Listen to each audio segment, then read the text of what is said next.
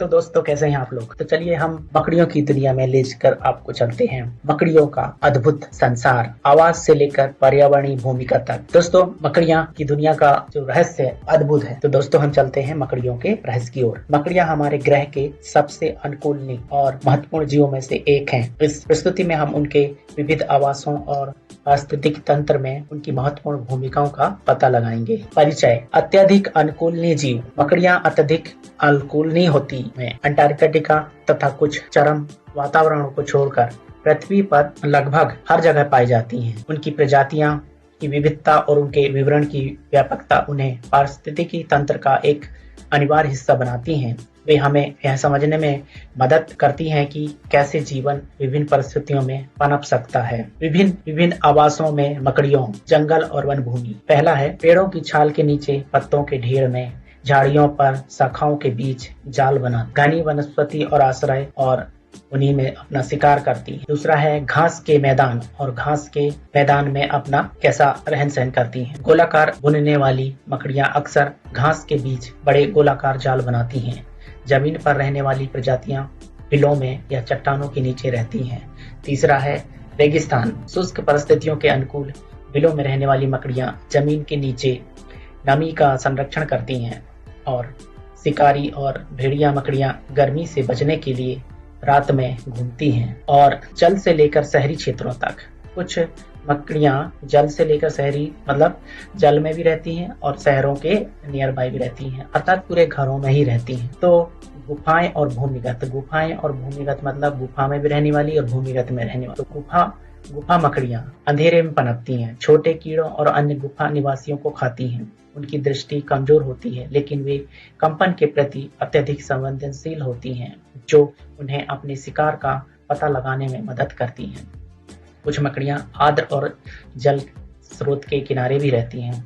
कुछ प्रजातियां नदियां, तालाब और दलदली के पास रहती हैं। डाइविंग के बेल स्पाइडर अनोखी होती हैं। यह पूरी तरह से पानी के नीचे एक हवा के बुलबुले में रहती हैं, जिसे वह अपनी रेशमी जाल से बनाती हैं। जैसे ये जो बाजू चारों ओर दिख रहा है, ऐसा रेशमी जाल जैसे बना लेती है पानी के अंदर। शहरी क्षेत्रों में मकड़ियां घर के जैसे ये दिख रहा है, घर के आजू बाजू पूरा मकड़ियां बना ली हैं, जाला बिछा ली हैं, जहाँ पर कोई नहीं रहता और उसमें उस घर में तो मकड़ियां पूरा घर बना लेती हैं। शहरी क्षेत्रों में मकड़ियां हमारे घरों, बगीचों, दीवारों और अटारी में पाई जाती हैं। सेल स्पाइडर, पोलिंगियोस्पेसिस एसपीसी और हाउस स्पाइडर, टेगेनेरिया एसवीपी जैसे समान प्रजातियां मनुष्यों के आसपास पनपती हैं। वे अक्सर उन कीड़ों का शिकार करती हैं जो घरों में घुस जाते हैं। इस प्रकार का एक अनौपचारिक कीट नियंत्रण सेवा प्रदान करती हैं। घरों के अंदर अटारी, बेसमेंट कोठारी, बगीचों में पौधों, बाड़, दीवारें, बाहरी संरचना, शेड, पोर्च आदि में पाई जाती हैं।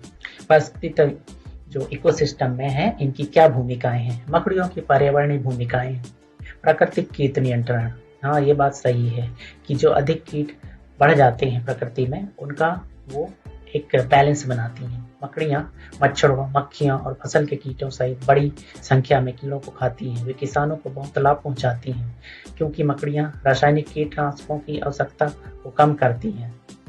फिर दूसरा है खाद्य जाल का समर्थन, फूड चेन जिसे बोलते हैं। मकड़ियां पक्षियां, सरीसृपों, उभयचरों, ततैये और छोटे स्तनधारियों का शिकार करती हैं। वे खाद्य श्रृंखला में एक महत्वपूर्ण भूमिका की कड़ी हैं। ऊर्जा और पोषक तत्वों के प्रवाह में भी मदद करती हैं। पारिस्थितिकी तंत्र इकोसिस्टम के स्वास्थ्य के संकेतक हैं। ये जो स्पाइडर हैं जैव विविधता संकेतक होते हैं। मकड़ियों की विविधता पारिस्थितिकी तंत्र के स्वास्थ्य को दर्शाती हैं। मकड़ियां आबादी में गिरावट अक्सर पर्यावरणीय समस्याओं को संकेत देती हैं, जैसे प्रदूषण या आवास का विनाश। पोषक तत्वों का पुनर्चक्रण। कीटों का शिकार करके मकड़ियां उनकी आबादी को नियंत्रित करने में मदद करती हैं और अप्रत्यक्ष रूप से अपघटन चक्र में योगदान करती हैं। पराग और परागण और बीज प्रकीर्णन अप्रत्यक्ष रूप से। हालांकि मकड़ियां प्रत्यक्ष परागणकर्ता तो नहीं है, शाकाहारी कीटों को नियंत्रित करने में उनकी भूमिका पौधों को जीवित रहने और फल फूलने में मदद करती है, जिससे अप्रत्यक्ष रूप से परागण को बढ़ावा मिलता है। फिर है भविष्य के अनुप्रयोग, चिकित्सा और तकनीकी योगदान। मकड़ी का रेशम, जो दोस्तों जो मकड़ी का जाला जो दिख रहा है आपको, ये बनाती जो है मकड़ी अपनी जाला रेशम कीट जो निकालती है, इनमें बहुत ही ज़्यादा प्रोटीन की मात्रा पाई जाती है। जैव सामग्री की और रिसर्च अनुसंधान को प्रेरित करता है। भार के हिसाब से स्टील से भी अधिक मजबूत होता है। 10,000 गुना स्टील का ये मजबूत होता है। एक तार के बराबर से भी मजबूत होता है।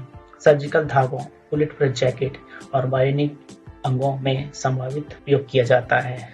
सुचालक के रूप में एयरप्लेन में किया जाता है। मकड़ी का जहर, इसका दर्द निवारक के रूप में उपयोग, पर्यावरण अनुकूलता, कीटनाशकों के विकास में सहायता, मस्तिष्क विकारों और कैंसर के उपचार में भी अनुसंधान में इसका उपयोग किया जा रहा है। एक आवश्यक और गलत समझा गया जीव। हाँ दोस्तों, लेकिन यह ऐसा नहीं है कि घर में मकड़ियां आ रहती हैं तो जाला फैला देती हैं पूरे घरों पर, लेकिन ऐसा नहीं है। वो जो जाला फैला देती हैं वो कीट पतंगों को फंसाती हैं, जो कि घर में आ जाते हैं। उन्हीं कीट पतंगों को खाकर वो अपना पेट भरती है। मकड़ियां लगभग हर वातावरण में पनपती हैं, जंगलों से लेकर शहरों तक, रेगिस्तान से लेकर आर्द्र भूमि तक। वे प्राकृतिक कीट नियंत्रक, खाद्य जाल में प्रमुख भूमिका निभाने वाले और पारिस्थितिकी तंत्र के स्वास्थ्य के संकेतक के रूप में कार्य करती हैं, जो उन्हें प्रकृति के सबसे आवश्यक और गलत समझे जाने वाले जीवों में से एक बनाता है। लेकिन ऐसा नहीं है। मकड़ियां सिर्फ जाल बुनने वाले कीट नहीं, बल्कि हमारे ग्रह के पारिस्थितिकी तंत्र के अदृश्य रक्षक हैं। प्रमुख सीख मकड़ियों से। व्यापक वितरण। अंटार्कटिका को छोड़कर मकड़ियां पृथ्वी के लगभग हर कोने में मौजूद हैं, जो उनकी अनुकूलनशीलता को दर्शाती हैं। पर्यावरण महत्व। वे प्राकृतिक कीट नियंत्रक, खाद्य जाल समर्थन और जैव विविधता के संकेतक के रूप में महत्वपूर्ण भूमिका निभाती हैं। भविष्य की संभावनाएं। मकड़ी का रेशम और जहर चिकित्सा और तकनीकी नवाचारों के लिए मूल्यवान स्रोत हैं। प्रकृति के इन छोटे लेकिन शक्तिशाली जीवों को समझने और उनकी सराहना करने के लिए धन्यवाद।